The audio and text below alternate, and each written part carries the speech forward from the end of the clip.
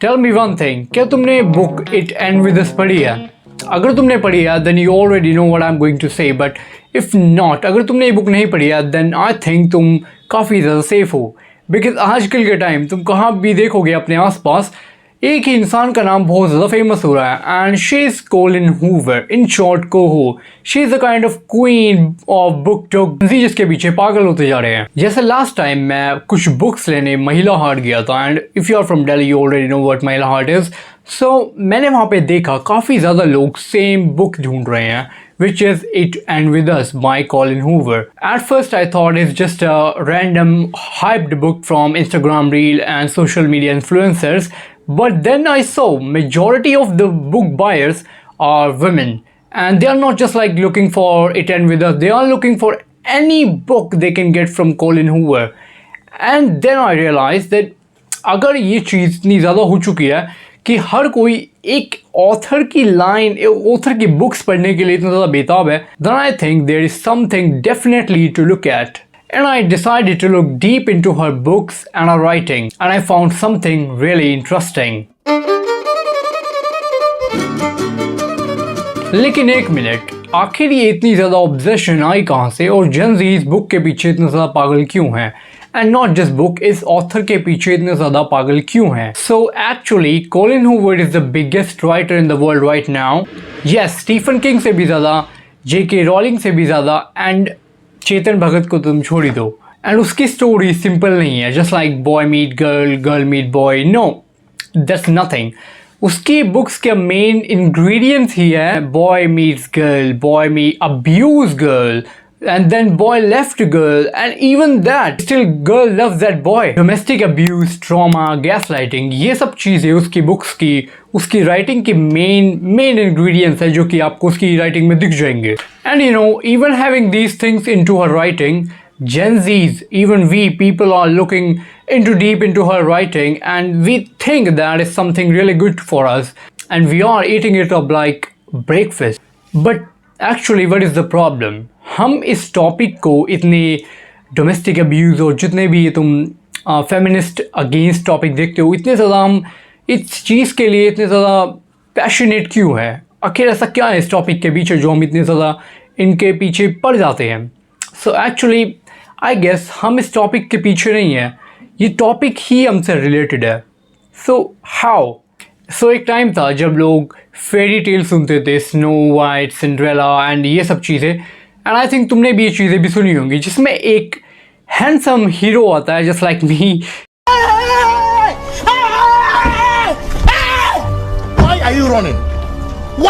जो कि प्रिंसेस को बचाता है। लेकिन ये सब स्टोरीज तो एक अलग ही साइड है, बिकॉज अगर तुम असली फेरी टेल सुनोगे देन आई थिंक तुमको रात को नींद भी नहीं आने की है, क्योंकि असली फेरी टेल्स डार्क है, बहुत ज़्यादा dark. And if you just read one book of Grimm Brothers, you will realize what you are missing out. क्योंकि उसकी बुक्स में कैनिबलिज्म था, malnutrition था। वेल हमने इन स्टोरीज़ को इतना ज़्यादा शुगर कोट करके क्यों बच्चों के ऊपर प्रेजेंट किया हुआ है?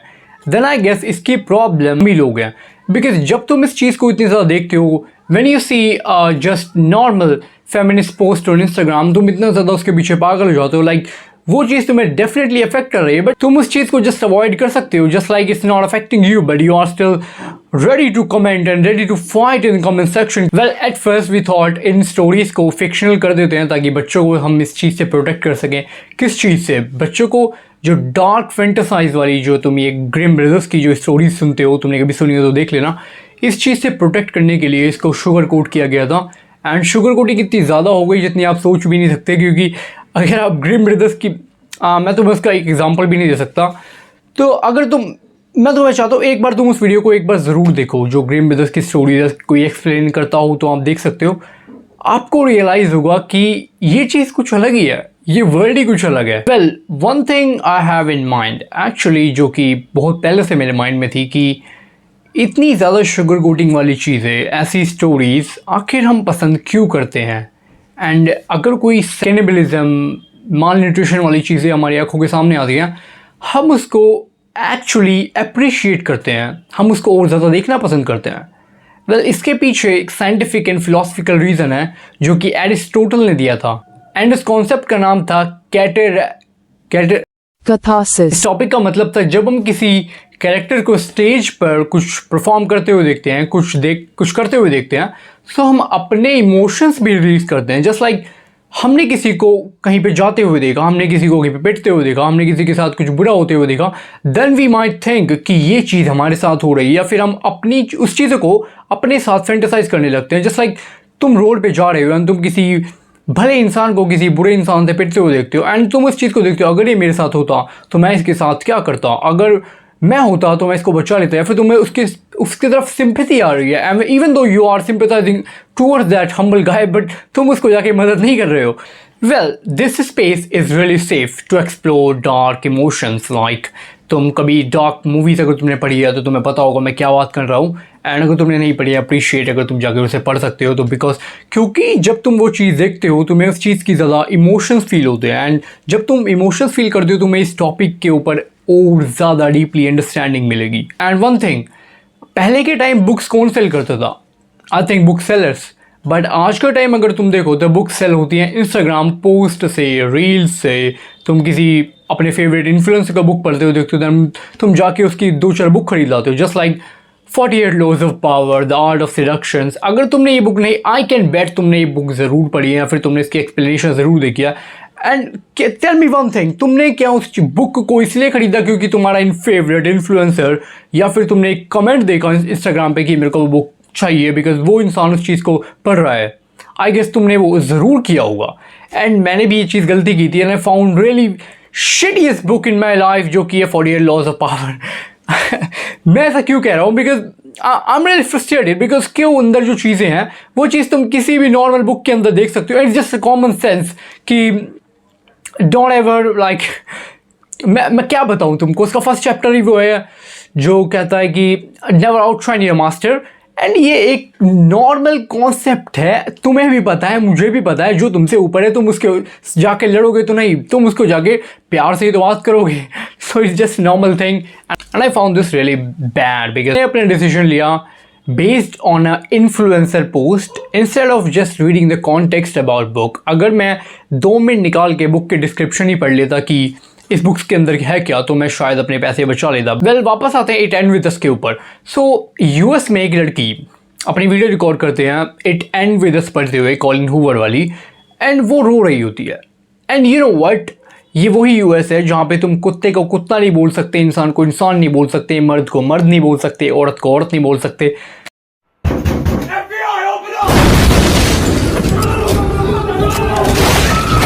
And can you even imagine, उस यूएस में तुम एक ऐसी बुक पब्लिश कर रहे हो जहाँ पर तुम उस चीज़ को फैंटेसाइज कर रहे हो जो चीज़ बिल्कुल ही out of propaganda, out of government है। क्योंकि वी ऑल नो, ये कोई छुपाने वाली बात नहीं है, यूएस गवर्नमेंट इस चीज़ में पूरी इन्वॉल्व है कि वो लोगों को फेमिनिस्ट बनाए, बहुत ज़्यादा इस चीज़ में इन्वॉल्व कर दे। एंड जब तुम अपने उस कंट्री में तुम एक ऐसी चीज़ डेवलप कर देते हो कि एक लड़का लड़की को मिलता है, वो उसको अब्यूज़ करता है, इट्स गुड। एंड जब तुम वो देखते हो कि वो लड़का उसको अब्यूज़ कर रहा है, इवन दैट वो लड़की स्टिल उस लड़के के पीछे अपनी ज़िंदगी ख़राब कर रही है। एंड ये तुमने अपने आसपास भी देखा होगा कि कोई लड़की की किसी लड़के से शादी करा दी जाती है एंड वो लड़का काफ़ी बिगड़ा हुआ होता है, एंड वो चीज़ को फिक्स करने के लिए, उस लड़के को फिक्स करने के लिए वो लड़की अपनी आधी से ज़्यादा ज़िंदगी ख़राब कर देती है। एंड ये कभी फिक्स नहीं हो सकता। आई गेस अगर ये फिक्स भी हुआ तो ये सबसे पहले इंडिया में ही होगा, यूएस की मुझे नहीं पता। Then I guess there is definitely something behind this जो कि हमें दिख नहीं रहा है। एंड यू नो, ये चीज़ इतनी ज़्यादा अभी डीप में हम गई नहीं है, मैं अभी आपको बताता हूँ। रेडिट पे किसी ने एक फॉर्म स्टार्ट किया, what do you think about it and with us. So आप उसके कमेंट्स देख कर हैरान हो सके, हज़ारों लोग तैयार बैठे हैं अपना रोना धोना स्टार्ट करने के लिए, जस्ट लाइक कि वो लोग इंतज़ार कर रहे हैं कि एक इंसान आए और वो रोना धोना इंसान स्टार्ट करे, देन हम भी तैयार बैठे हैं। और ये नहीं, मैंने ये बुक पढ़ी, मेरे को ये याद आ गया, मेरे को what the fuck, what do you think when you are doing, when you are commenting on a Reddit post and कोई तुम्हें रैंडम इंसान आके बोलेगा ओ आई एम सिंपैथाइजिंग, ओ मैं तुम्हारी फीलिंग को समझ सकता हूँ, what the fuck क्या हो रहा है इस दुनिया में। वेल बाय द वे, इस पॉइंट पे मैं तुमसे पूछना चाहता हूँ, what do you think about this Colleen Hoover, the it and with us, ये कोलिन हूवर की जितनी भी राइटिंग है, तुम्हें इस चीज़ से क्या लगता है? क्या कोलिन हूवर ठीक है या फिर she is just a problematic queen? मेरे को नहीं पता, तुम बताओ मेरे को कमेंट्स में, because I believe you are more intelligent than me, because you are watching my video, I am recording my video, so I think you are more intelligent. Comment down, what do you think about Colleen Hoover? Video भी खत्म नहीं है, रुको जरा. Well, even तो जो भी हुआ है, जो भी हो रहा है, कोलिन हूवर्स के ऊपर कोई ज़्यादा रिएक्ट करती नहीं है, बट क्रिटिक्स का मानना है कि जो कोलिन हूवर की राइटिंग है वो अब्यूज को रोमांटिसाइज कर रही है. ये चीज़ तो कुछ ज़्यादा ही हो गई, बिकॉज जहाँ पर तुम यूएस में, मैंने कहा कुत्ते को कुत्ता नहीं बोल सकते, उस यूएस में जाकर तुम किसी को बोलते हो yes abuse is romance, you can abuse your womens and it's kind of romance. And Colleen Hoover की राइटिंग में तुम एक चीज़ रियलाइज करोगे कि उसकी हर राइटिंग में वो एक वुमेन को इतना ज़्यादा वीक दिखाना चाहती है, इतना ज़्यादा वीक दिखाती है कि वो अपने मेन पे इतना ज़्यादा डिपेंड है कि उसके बिना वो खाना भी नहीं खा सकती है. How the fuck is this even possible? क्योंकि ये तो 90s में ही होता था कि औरतें अपने हस्बैंड के आने से पहले खाना भी नहीं खा सकती थी. आज के टाइम पे तो वेल, मैंने तुमको सब कुछ समझा दिया है कोलिन हूवर के बारे में, कोलिन हूवर क्या है, वो क्या राइट करती है.